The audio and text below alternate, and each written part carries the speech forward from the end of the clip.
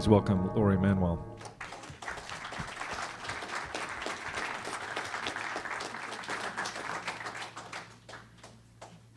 Thank you for the very kind introduction. Can everybody hear me okay? Yes. Okay.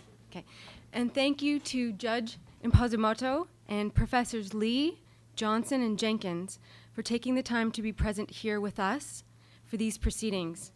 I'm honored and really quite humbled that I'm able to speak before all of you today, and that I'm speaking alongside Professors Griffin, Scott, and Senator Gravel. Of war and humanity and the utter madness of militarism, Dr. Martin Luther King had this to say more than 40 years ago about his responsibility to challenge his own government regarding its war on Vietnam.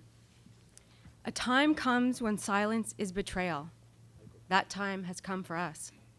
Even when pressed by the demands of inner truth, men do not easily assume the task of opposing their government's policy, especially in a time of war.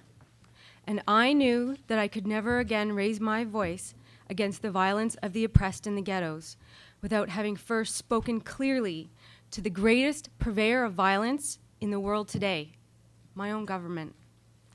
I'm here to speak to you about the betrayal of truth that still continues today and to break the silence about events that present a profound challenge to our most closely guarded beliefs about government and democracy.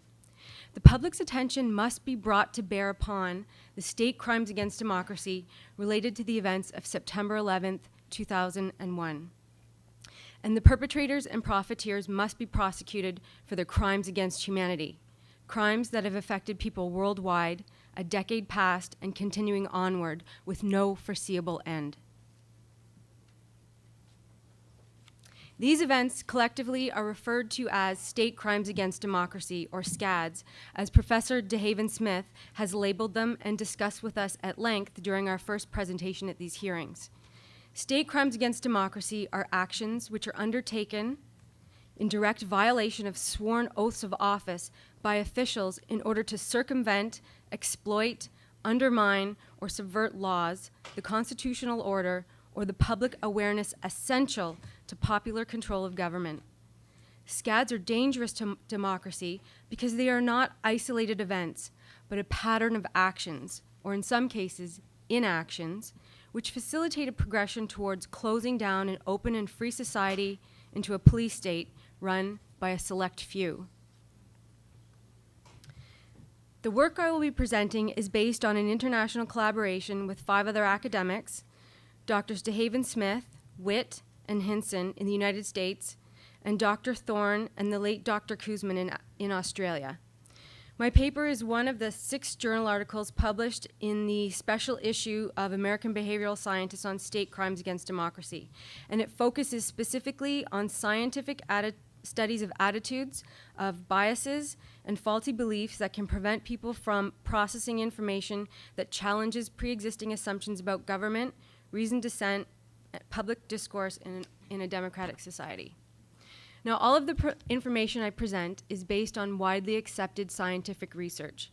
Some of the concepts and explanations are quite complex and replete with technical jargon, so I will do my best to simplify things where appropriate, but there will be some times when important distinctions between concepts require more technical terminology. Although there are many theories as to why some people refuse to look at evidence that the official account is false, they're not all equally valid theories. It is neither valid nor accurate to claim that just because a person will not examine evidence that the official account is false, that they are simply in denial. The human brain is the most complex organism in the body, and thus the mechanisms by which the mind processes, interprets, and responds to information is equally complex. For example, the human brain is composed of hundreds of billions of neurons, each with thousands of synapses, creating a vastly complex and intricate neural network consisting of up to 100 trillion to up to a quadrillion synaptic connections. At any one time, this organ is processing an infinite amount of information, both from its internal and external environment, most of which we are unconscious of. However, it is often that information, of which we are largely unaware, that has the most significant influence over our thoughts, feelings, and behaviors. even those thoughts, feelings, and behaviors that we adamantly believe to be consciously determined. Evidence from neuroscience tells us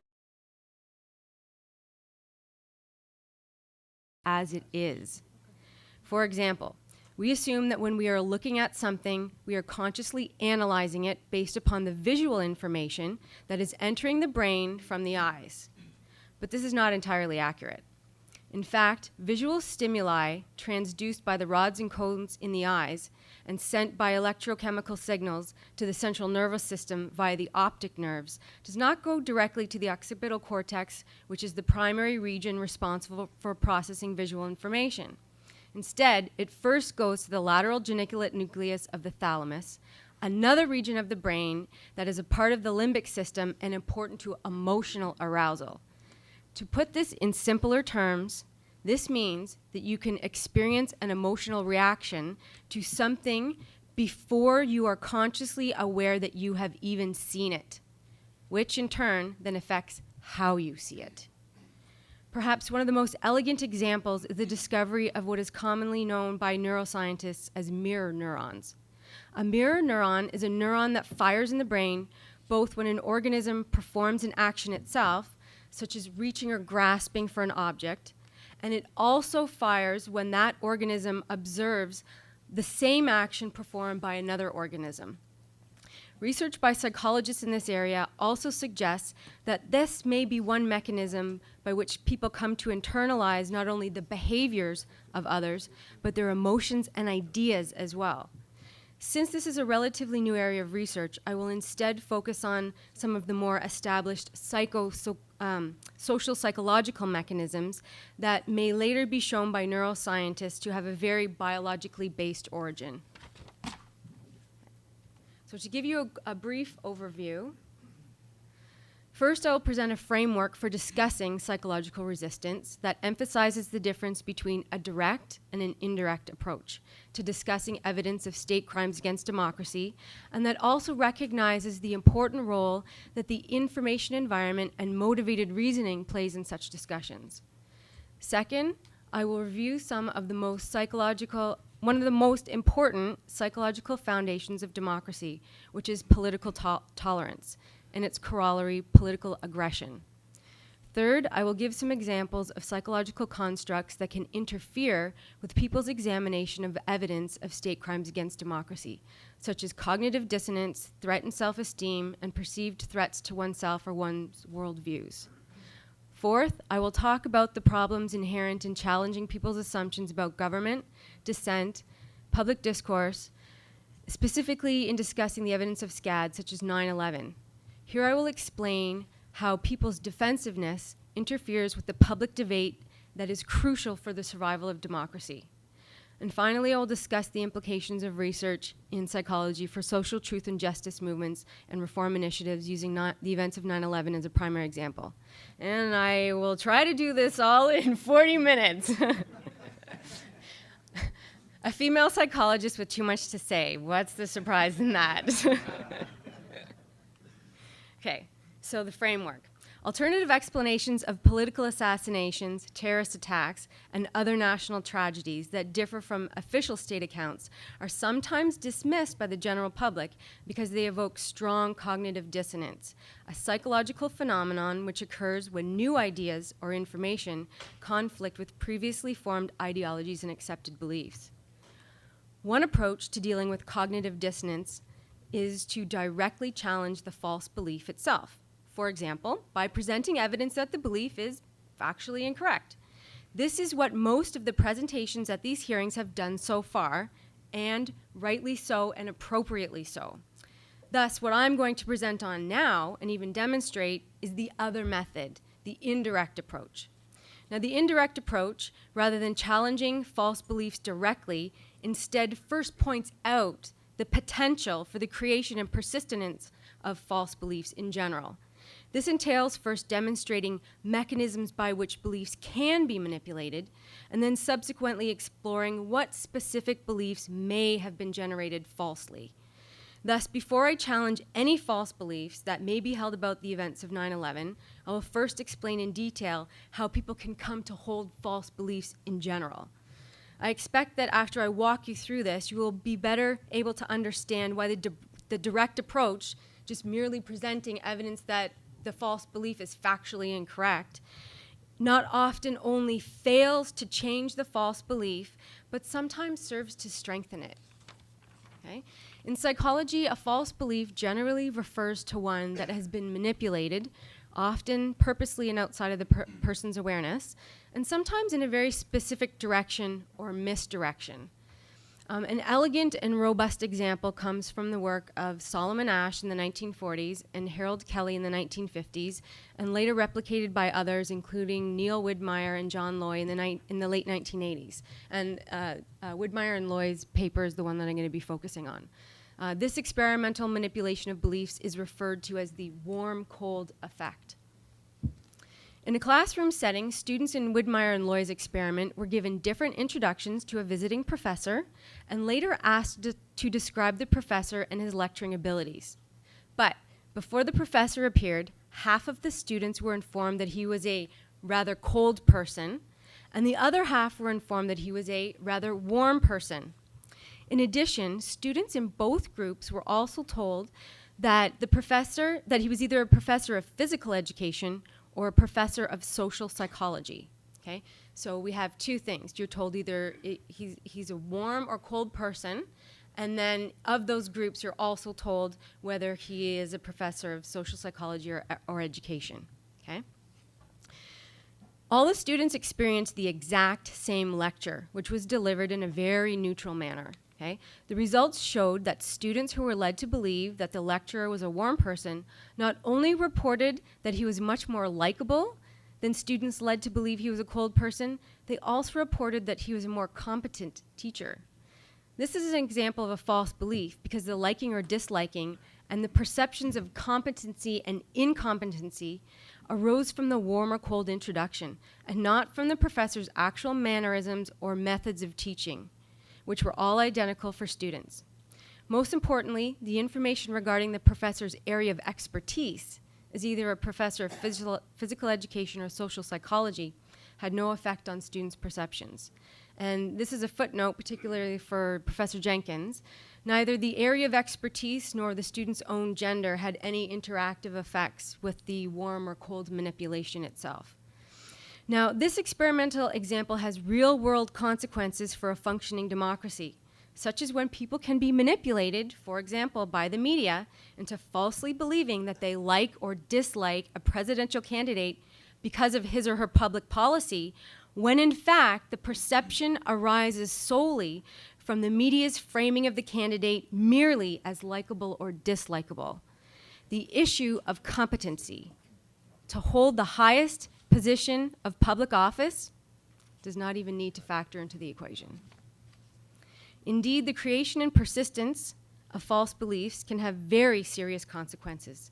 A case in point was demonstrated by Steve Hoffman and his colleagues in their paper entitled, "There Must Be a Reason, Osama, Saddam, and Inferred Justification," which attempted to explain the strong but false belief held by many Americans that Saddam Hussein was involved in the terrorist attacks of September 11th. It also demonstrates why the direct approach often only serves to strengthen the false belief. And here's a quote from their introduction. Ronald Reagan once remarked that the trouble with our liberal friends is not that they are ignorant, but that they know so much that isn't so. His comment goes to the heart of one of the most contentious issues in democratic theory. How should democracies handle false beliefs? False beliefs present a potentially serious challenge to democratic theory and practice, as citizens with incorrect information cannot form appropriate preferences or evaluate the preferences of others. Kuklinski and colleagues have demonstrated that incorrect beliefs, and now this is distinct from a mere lack of information, a more thoroughly studied phenomenon, are widespread and underlie substantial differences in policy preferences.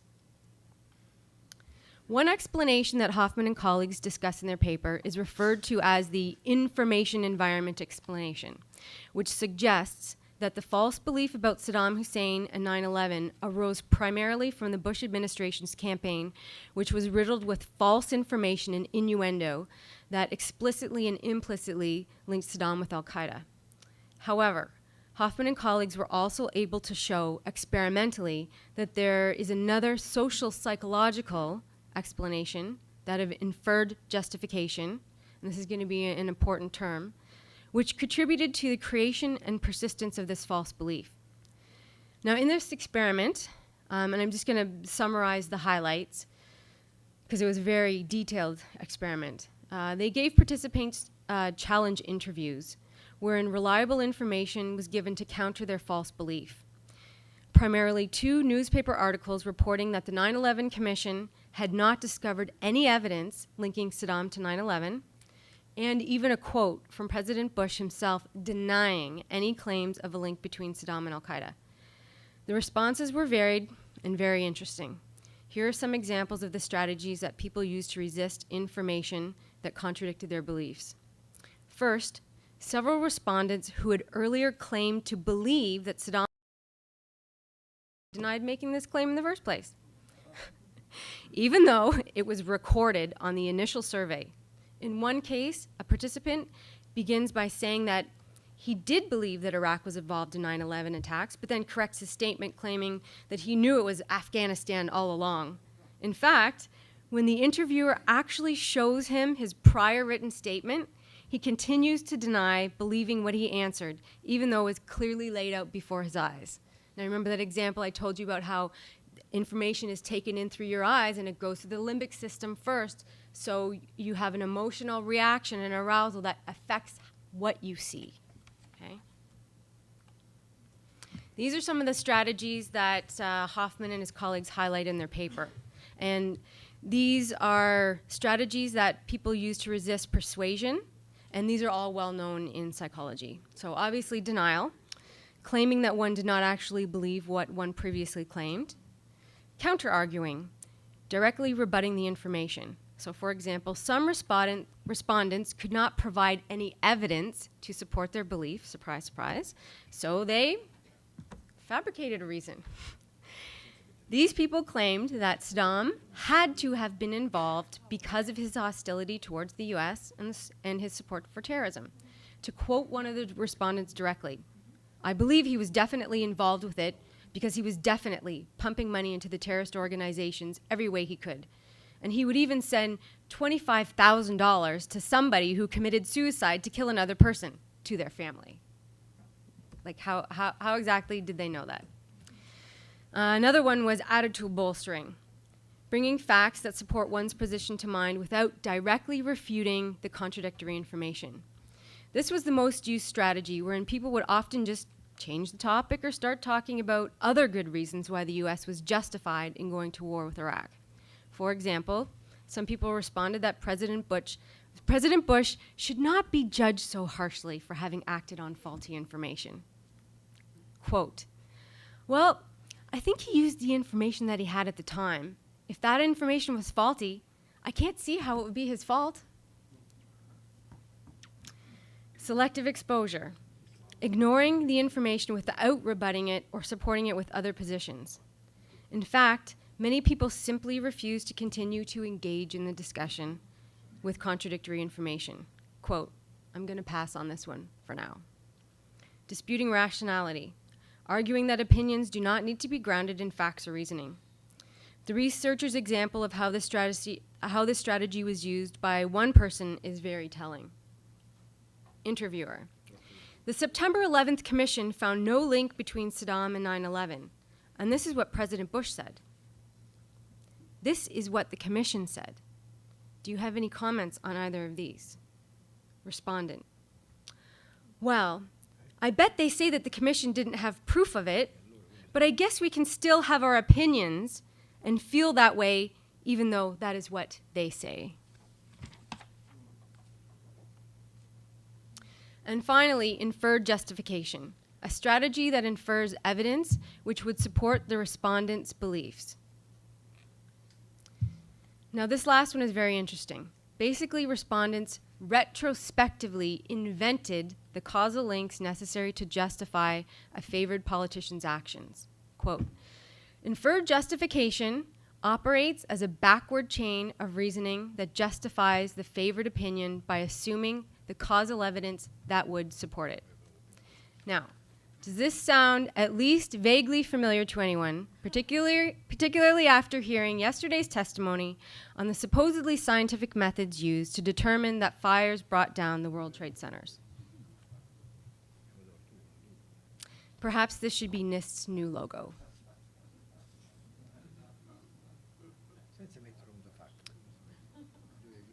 Lest you think that these kinds of reactions are just responses in a laboratory setting, I have a personal story to share with you that I hope will trouble you as much as it did me.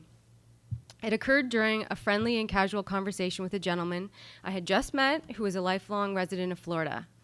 We talked about the weather first, then our careers, and then about our families and our concerns for the future, and then finally, politics and the future of America.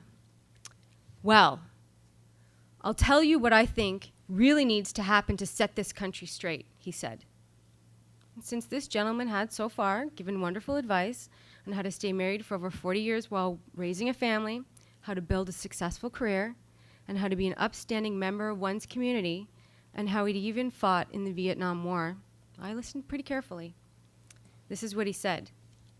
What this country needs is for some of those Al-Qaeda terrorists that attacked us on 9/11 to walk into an American household, put a gun to the head of the father of the house, line up that man's wife and children against a wall, and make him watch while they shoot everyone in his family.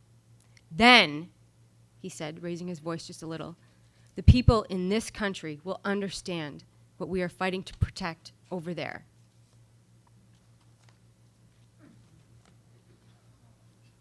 This is a true story. After struggling to maintain my composure, I turned to ask him if he would volunteer his family for this in order to save his country. I'm a psychologist, remember. I did not ask him this directly. Instead, I gently asked him if this is not how a family in the Middle East might similarly see some American soldiers.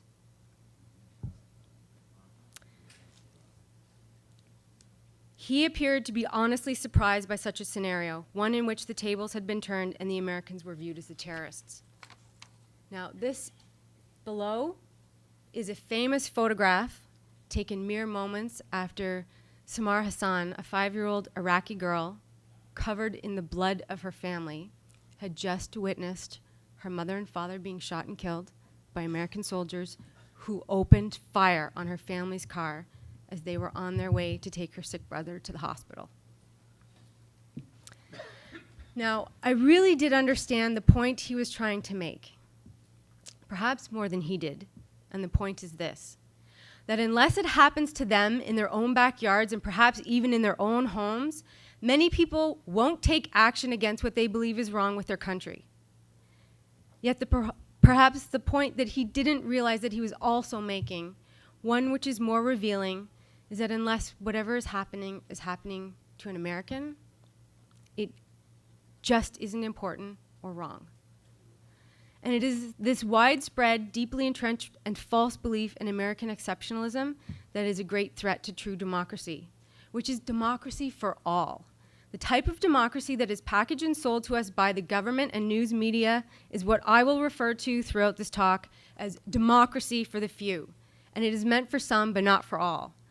The point of this story is to emphasize how honest, decent, hardworking, and upstanding people can come to believe that democracy and freedom from wars of aggression belongs only to them and not to citizens of the world, whether they live in Afghanistan, Iraq, Pakistan, or even Libya.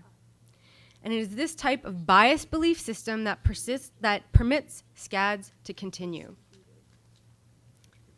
Indeed, the use of repression and terror, including threats of censorship, suppression of information, imprisonment, and torture by leaders to silence political opponents and dissidents, is not exclusive to authoritarian states.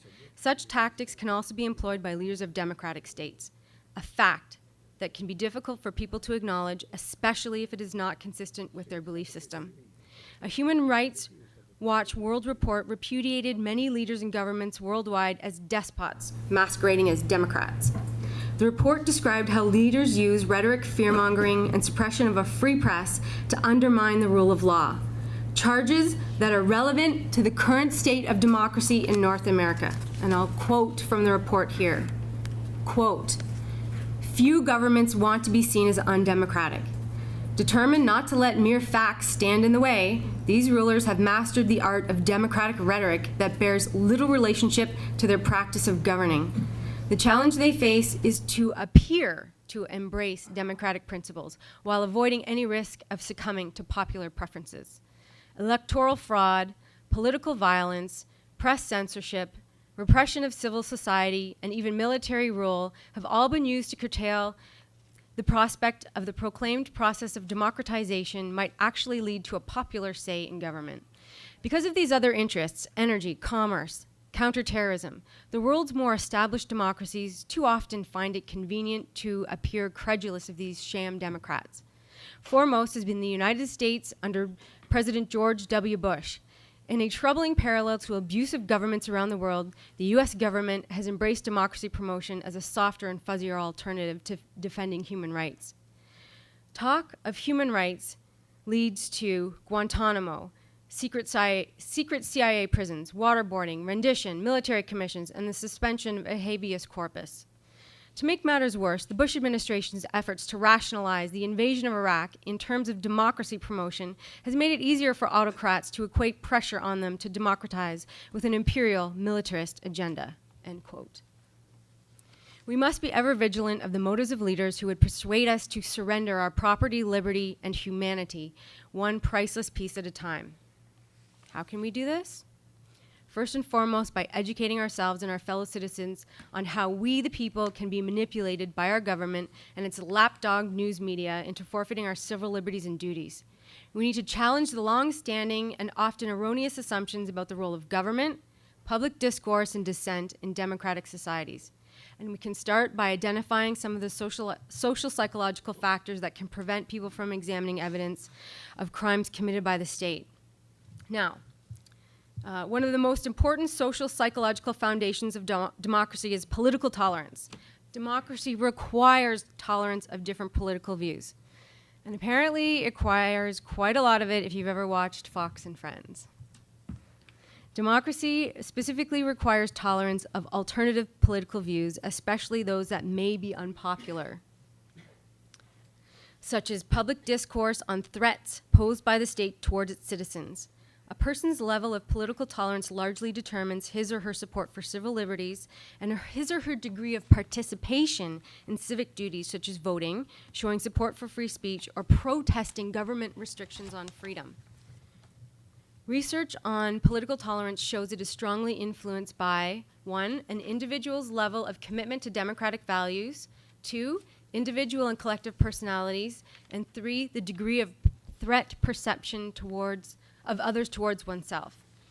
Although people with more political knowledge and experience tend to be more tolerant of dissimilar views, perceptions of threat can greatly decrease political tolerance in general.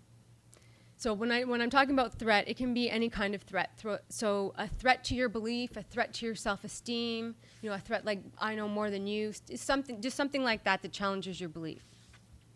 And failure to internalize important principles of democracy, such as political tolerance, majority rule, protection of minority rights, free speech, and equal voting, leads to apathy and double standards, or, as I've said before, democracy for the few. In addition to the information environment, such as media and culture, which can greatly influence political tolerance. So, for example, if the mainstream media portrays a group,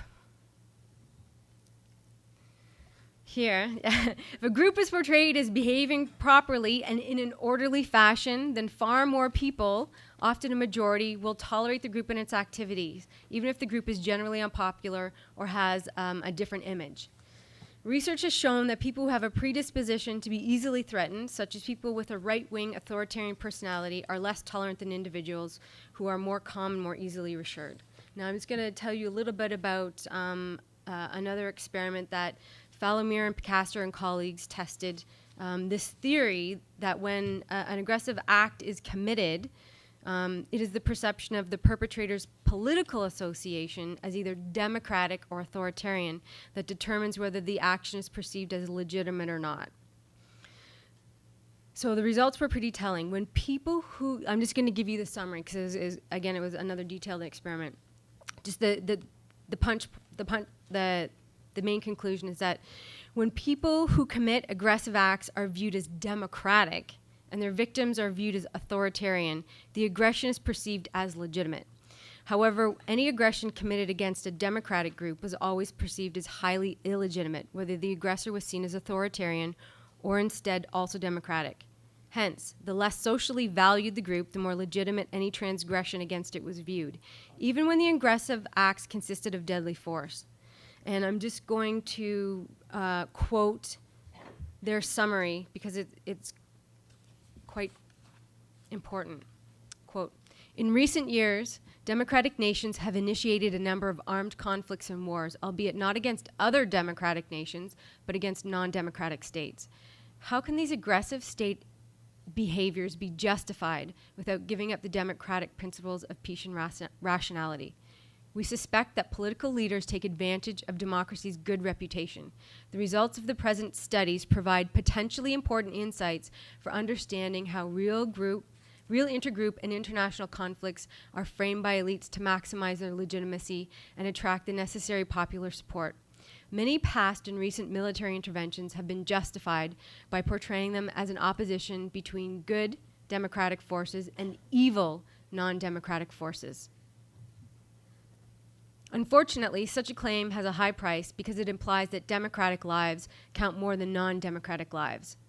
We hope that the present research can contribute to a better understanding of the dynamics underlying not only public support for, but also widespread opposition to Western democratic aggressions against non-democratic targets." Okay. Psychological barriers to state crimes against democracy. Although people may harbor some cynicism, so I'm just going to pull this up. Although people may harbor some cynicism about, actually, just wait a second. Although some people may harbor cynicism about bureaucrats and politicians, most do not want to believe that public officials in general, and especially those at the highest office, would participate in election tampering, assassinations, mass murder, or other high crimes, especially in democratic societies. Now, this is taken from another study. For example, although public cynicism towards government was high in the months prior to 9/11, for example, fewer than 30% of U.S. citizens indicated that they trusted their government to do what is right, trust in U.S. officials in Washington rose significantly. It more than doubled to 64% in the weeks following the terrorist attacks, suggesting that heightened focus on national security breeds support for incumbent foreign policymakers. Claims that state intelligence and other officials within democratic states could conspire with criminal elements to kill innocent civilians are difficult for citizens of those states to comprehend, even when backed by substantial evidence. Evidence that U.S. officials have used the attacks of 9/11 as a means to manipulate the mass public into accepting two major wars of aggression has been dangerously ignored by mainstream media and academia until recently. And I'm going to quote here from McDermott and Philip Zimbardo. An alternative hypothesis for the current system that bears examination suggests that leaders strive to manipulate public opinion through the strategic use of fear and anger in order to gain political power and advantage. If leaders want or need backing for a particular campaign that is likely to be unpopular or expensive in lives and material, such as war or restrictions on civil liberties, then the effective use of anger, threat, and fear can work to enhance public support. In this way, a terrorism alarm can simultaneously serve as both a political and a strategic tool, end quote. So to expose and prosecute officials responsible for orchestrating scads, people must first be presented with information of such crimes within the public sphere, and second, must be able to objectively consider evidence for supporting those allegations, even facts that challenge their pre-existing beliefs about democratic governments and citizen trust in leaders. As one of the United States' most prominent criminal prosecutors explains in his recent book, The Prosecution of George W. Bush for Murder, quote, You have to disabuse yourself of any preconceived notion you have that just because George Bush is the President of the United States, he is simply incapable of engaging in conduct that smacks of great criminality. Because if you take that position, a position that has no foundation in logic, you're not going to be receptive to the evidence. End quote. Thus, protecting democracy demands that citizens must be made aware of how they can be manipulated by government and media into forfeiting their civic liberties and duties.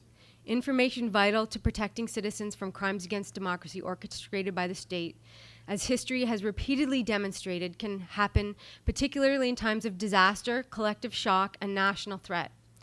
And at this point, I want to point out that we have one very courageous individual here with us today that did not forfeit his civic duties when the time came to act and attempted to arrest George Bush in Canada for being the war criminal that he is splitting the sky here in the room right now. Can you please stand?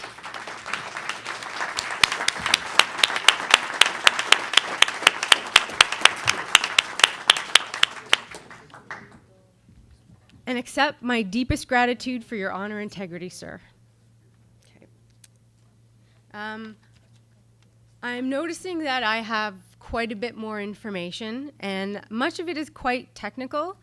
And I think what I'm going to do, because I know that there were a lot of questions about this topic, and I'm not too worried because of getting through all of it, because anybody who wants a copy of my paper can just email me and I will send you a copy of it.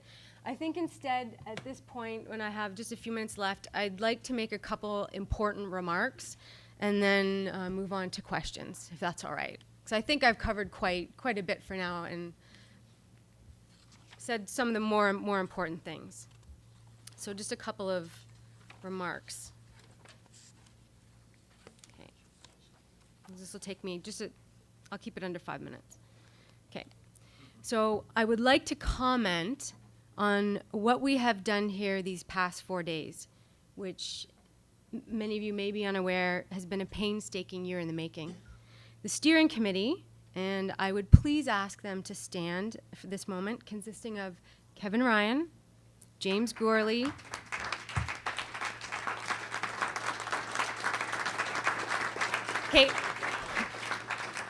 Okay, two more. Graham McQueen and Adnan Zuberi.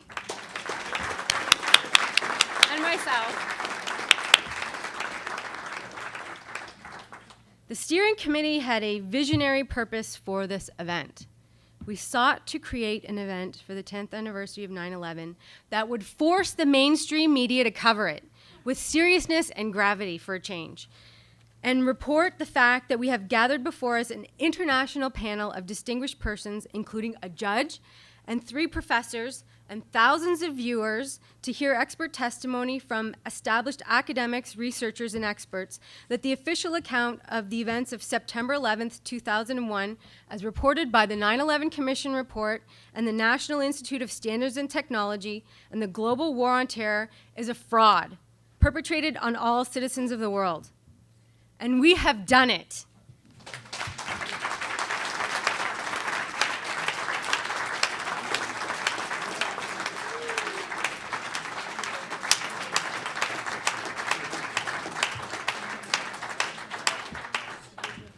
What articles were you holding up, please?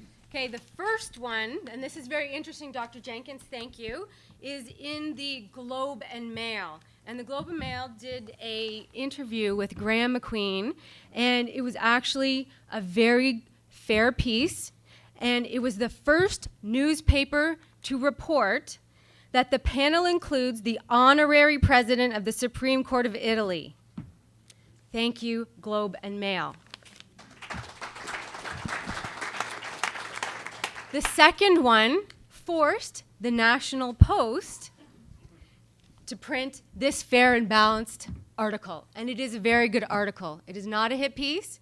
It just clearly explains the expert testimony that was presented on the first day by Kevin Ryan, Lance DeHaven Smith, and Professor Griffin. And please note that the author of Life Amongst the Truthers, Jonathan Kay, is also one of the editors of the National Post. I think he probably slept in that morning. Now, these articles are clear evidence that the principles of psychology that I have just been discussing do indeed work. It took one reputable, mainstream Canadian newspaper to report the details of our event that compelled others to follow suit. And we designed this event specifically to do that. We took care to make it dignified and have it proceed in a specific manner, to have a distinguished panel that will produce a final report. And it was this framing of our evidence that compelled them to finally have to report on it seriously. Now, although this is quite an historic change, it is a very shameful mark on our history as Canadians that we must go to such lengths to force our fourth estate, the press, whose primary duty it is to accurately report on the state of affairs to citizens so that they can make the most informed decisions and meet their civic responsibilities in a democratic state. Perhaps we should remind them that journalists have, in the past, been tried and convicted and punished for failing to do their job. And many more will be so prosecuted in the future for failing to expose these state crimes against democracy, which is a high crime in and of itself. At this time, I would also like to make a few other brief comments. First, in response to Jonathan Kay's sexist and erroneous assertion that women are not intelligent enough to wrestle with these deep puzzles of conspiracy, Cynthia McKinney, Barbara Honegger, and myself are right here, and we appear to be much better wrestlers with this material than Mr. Kay.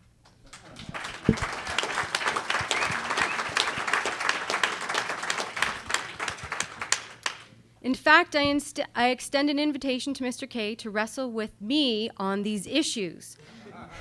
In all fairness, I should probably tell Mr. Kay that I also hold a black belt in Kung Fu.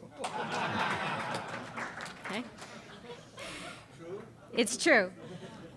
Second, for some of the men that you see here today, there are women who have supported them. I am reminded of Christina Maslach. I don't know if any of you know her. She was a graduate student and partner of one of the most well-known psychologists in the United States, Dr. Philip Zimbardo, who conducted the Stanford prison experiment in the 1970s. And it was Christina who compelled him to end the experiment early because he himself had become too absorbed in his role as the warden and had lost his scientific and ethical objectivity. Okay. So in conclusion, I've tried to present first a brief overview of the social psychological foundations of democracy and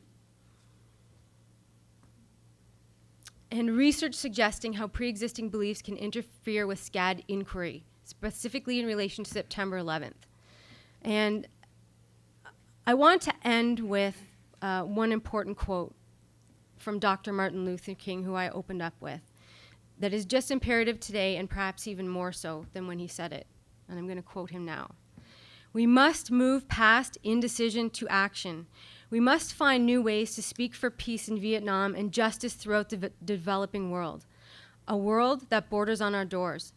If we do not act, we shall surely be dragged down the long, dark, and shameful corridors of time reserved for those who possess power without compassion, might without morality, and strength without sight. Now let us begin. Now let us rededicate ourselves to the long and bitter, but beautiful, struggle for a new world. This is the calling of the sons of God, and our brothers wait eagerly for our response. Shall we say the odds are too great? Shall we tell them the struggle is too hard? Will our message be that the forces of American life militate against their arrival as full men, and we send our deepest regrets? Or will there be another message of longing, of hope, of solidarity with their yearnings, of commitment to their cause, whatever the cost? The choice is ours, and though we might prefer it otherwise, we must choose in this crucial moment of human history." Thank you.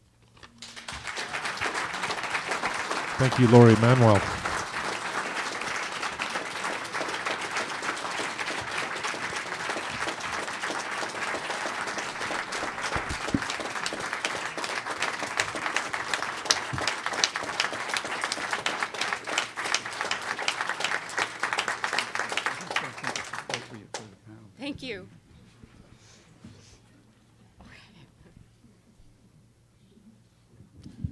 Professor Jenkins. Laurie, soon to be Dr. Manwell, your thoughts have provoked some complicated thoughts of my own. So I hope you'll be patient with me as I try to make them clear. The social psychological, what shall I say, cognitive processes that you have so ably summarized,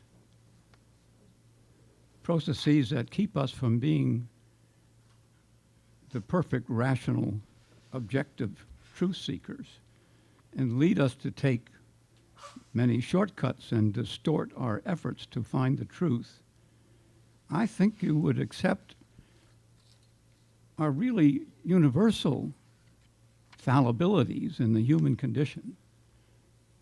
They're not fallibilities possessed only by one group. So if I were forced to write a paper, excuse me, entitled Psychological Resistance to Accepting the Official Account, I would use many of the mechanisms that you propose. I would talk about confirmation bias. I would talk about cognitive dissonance and the way it can lead to distortions of rational conclusions. I would certainly want to talk about, had I known it before, about the limbic system on the way to the visual cortex, because surely we all possess that. So we are all subject to believing is seeing as well as seeing is believing. So my complicated thought is, I don't want to suggest by this claim that we all suffer the same shortcomings, that we all proceed to seek the truth in the same way. But then it leads me to the question, how is it that we seek the truth differently, since we are all victims of this human condition, this fallibility? And I'm inclined to say that it's because while we cannot exempt ourselves from these processes, we can, if we become aware of them, try to protect ourselves, and the best way to protect ourselves is through an appreciation and use of scientific method. I don't think there's any other way to protect ourselves from these corruptions, if you will, of a rational, reasoned process. And I offer to you the thought that when we do better as seekers of the truth than some others, we do it because we pay more respect to the scientific method, not because our minds work differently. I couldn't say it better. I absolutely agree with you. And I think that that is the exact mechanism by which we protect ourselves from these biases, is being more aware of when we are susceptible to them. And even myself, I know that I'm susceptible to them every single moment of every day. I mean, the brain works much like a kaleidoscope. It's never the same in any 1 second ever.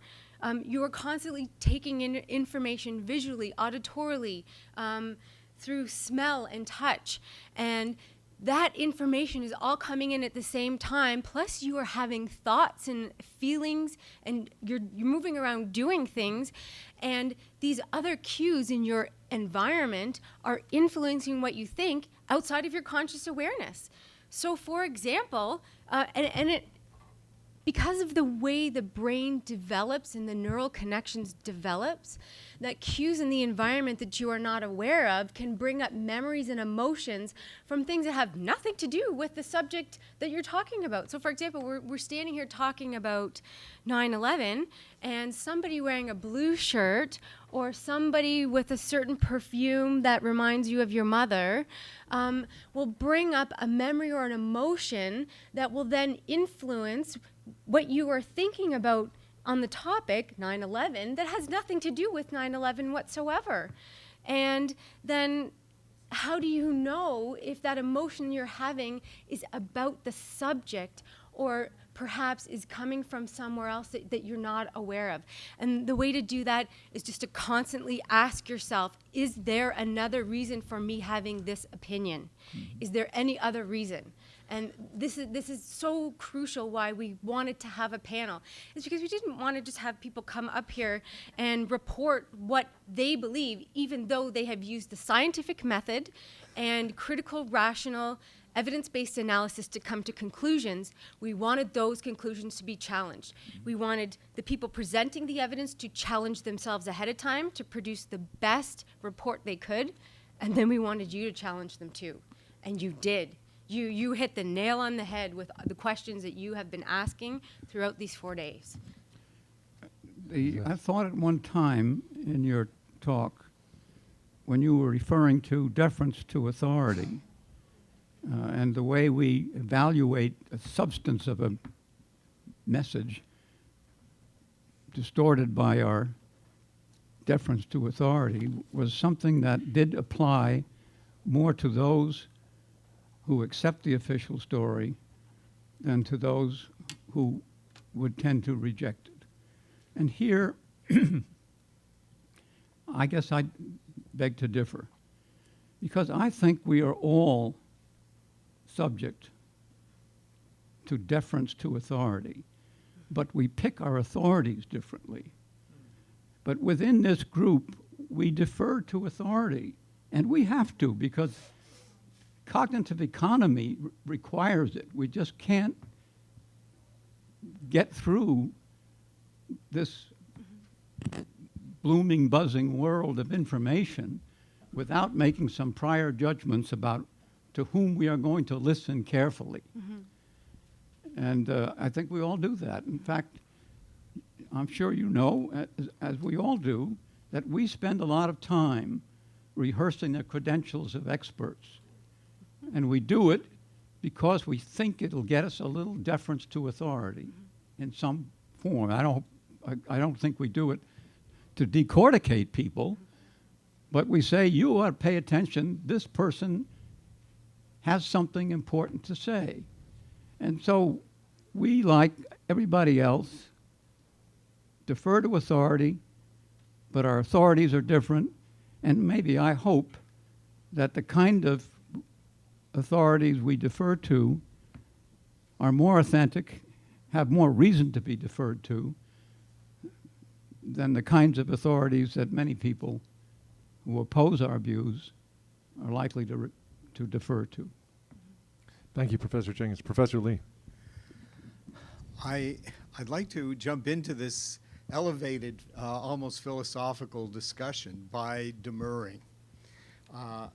First of all, I acknowledge that what you've been referring to are psychological mechanisms that are universal, that affect us all.